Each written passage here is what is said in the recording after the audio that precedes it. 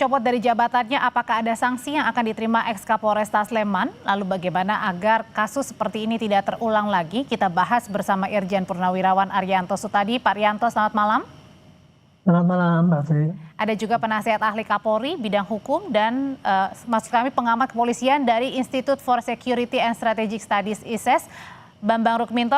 Mas Bambang, selamat malam. Malam, Audrey. Iya, saya mau ke Pak Arianto dulu. Pak Arianto, jadi Kapolresta dinonaktifkan ini sebenarnya untuk sekedar redakan gaduh saja atau memang sudah ditemukan adanya unsur kelalaian di sini? Itu kan dari pemeriksaan Irwasda sudah jelas karena lemahnya pengawasan ya. Nah kemudian saat itu langsung dia diganti, itu melakukan tindakan yang langsung spektakuler menurut saya sih ya. Dan kemudian pasti akan dilanjutkan dengan pemeriksaan lebih detail lagi untuk menentukan kedalaman kekeliruan dia. Apakah kekeliruan dia itu hanya sekedar lalai atau kurang disiplin atau ada kesengajaan barangkali mempermainkan kasusnya itu sehingga mengusahakan PRJ dan sebagainya itu dan akhirnya tidak menghentikan itu akan diteliti nanti ya seberapa jauh kemauan dia ataupun seberapa jauh pengetahuan dia untuk mengendalikan kasus yang jelas ini bikin cemar nama polisi kan gitu. Ya, ini kan dinonaktifkan setelah kemarin Kapolresta ini juga menghadiri rapat dengar pendapat dengan Komisi 3. Ini dinilai telat nggak sih, terlambat gitu? Ya enggak. Kalau menurut saya ya, saya kira ya enggak telat, enggak terlambat, enggak kecepatan juga. Menurut saya sih pas ya.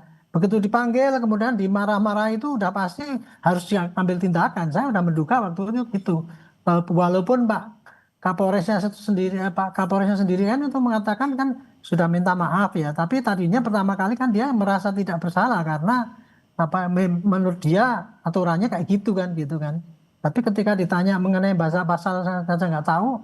Nah itu kelihatan sekali bahwa dia tuh pengawasannya lemah sekali kan gitu. Oke. Nah ini untuk pembelajaran untuk yang lain dan saya kira ini bagus ya.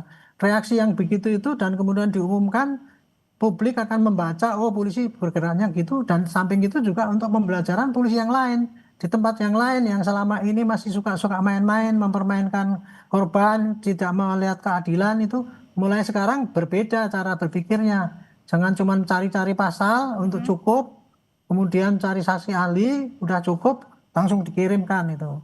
Oke. Itu kira-kira. Oke, kalau dari Mas Bambang pandangannya sebenarnya pada saat Kapolrestanya dicopot, apakah memang karena murni karena menimbulkan kegaduhan atau karena memang tadi salah penerapan untuk pasalnya dan Kapolrestanya sendiri tidak tahu, atau bagian yang mananya yang paling penting ini sehingga Kapolresta Sleman ini dinonaktifkan?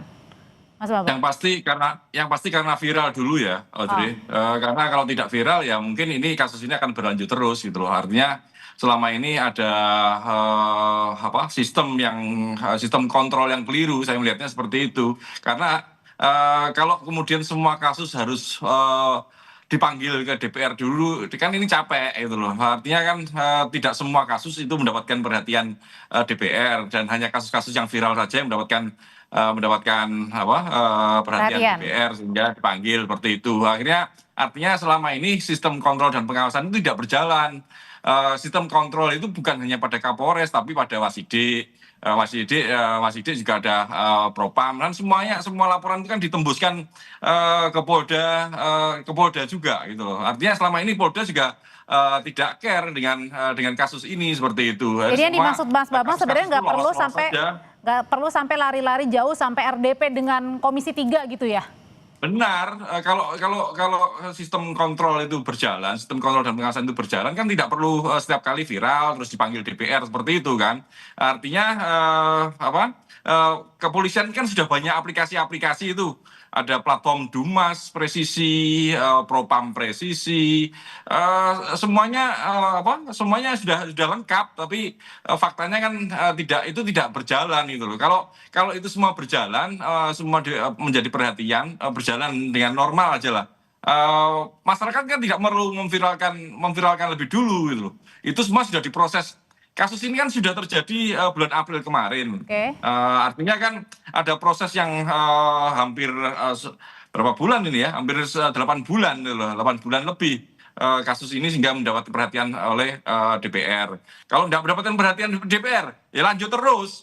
Makanya ini kan sangat disayangkan apa yang sistem kontrol dan pengawasan di kepolisian ini seperti itu. Nah, Makanya kontrol dan pengawasan itu tidak mungkin diserahkan kepada internal sendiri karena nggak akan mungkin jalan, harus ada kontrol pengawasan eksternal yang kuat. Seperti itu. Oke, kalau Kapolrestanya sudah dinonaktifkan alias dicopot, Kasat Lantasnya juga Pak Arianto, tapi kan pada saat seseorang ini ditetapkan sebagai tersangka pasti ada rentetannya dulu ya, dari penyelidikan sampai penyidikan. Ada dari pengusutannya misalnya dari keterangan saksi, kemudian juga gelar perkara, olah TKP. Kalau gitu apakah ini hanya cukup berhenti kepada Kapolrestanya yang bertanggung jawab atau juga Kasat Lantasnya, atau jangan-jangan sebenarnya harus diteliti lagi dari awalnya nih? Kalau ini sekarang ini kan yang jelas itu yang bertanggung jawab dari hasil daripada itu.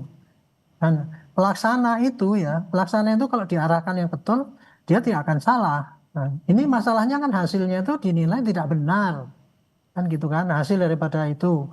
Walaupun ya, saya katakan, walaupun waktu penyidikan itu selesai, sudah dikirim ke jaksa dan diterima. Dan waktu itu kan dianggap itu benar kan gitu, oleh para pejabat yang ada di situ itu tadi. Nah baru kan setelah ini kan bahwa hasilnya itu dianggap tidak benar karena viral di lapangan bahwa itu pasalnya keliru kan gitu kan. Ya, kenapa kan pasalnya itu keliru kan? Karena Pak Kapolresnya itu dan Kajarinya hanya melihat pakai pasal-pasal yang lama itu, sehingga dia semangatnya itu di dalam menyidik gitu ya, itu masih pakai pola berpikir yang lama. Yang penting ada bukti, dua alat bukti, kemudian cukup apa tidak untuk memperkuat saksi ahli, dikirimkan, kalau jaksa sudah menerima, sudah selesai urusannya kan gitu kira-kira. Ini kan jadi viralnya setelah sampai di jaksa. Itu kira-kira begitu. Jadi. Tapi pertanyaan selanjutnya Pak Arianto dan juga Mas Bambang, kasus orang bela diri kemudian dari kejahatan lalu kemudian jadi tersangka, ini kan bukan pertama kali terjadi ya.